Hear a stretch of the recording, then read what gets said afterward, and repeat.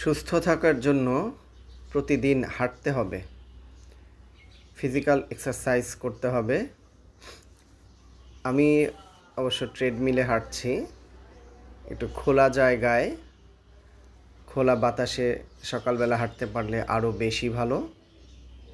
প্রতিদিন রুটিন করে সবারই হাঁটা উচিত, বিশেষ করে যাদের বয়স 40 পার হয়ে গেছে বা 40 ছুঁই ছুঁই, এবং যাদের ডায়াবেটিস হাইপারটেনশন আছে তাদের অবশ্যই প্রতিদিন রুটিন করে 1 ঘন্টা হাঁটা উচিত।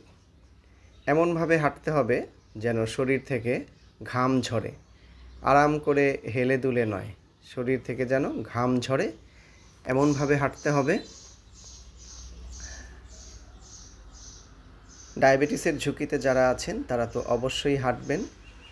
আবার খুব বেশি পরিশ্রম করতে গিয়ে কিন্তু হাইপোগ্লাইসেমিয়ার অ্যাটাকে পড়া যাবে না। সাথে অবশ্যই একটু চিনি রাখবেন।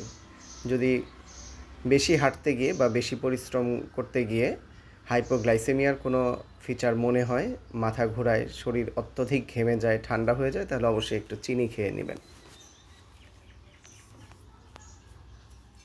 সবারই হাঁটা উচিত। এখন আসলে রোগের কোনো বয়স নেই। অনেক ইয়াংদেরও হার্ট অ্যাটাক হচ্ছে, স্ট্রোক হচ্ছে, হাইপারটেনশন হচ্ছে, ডায়াবেটিস হচ্ছে।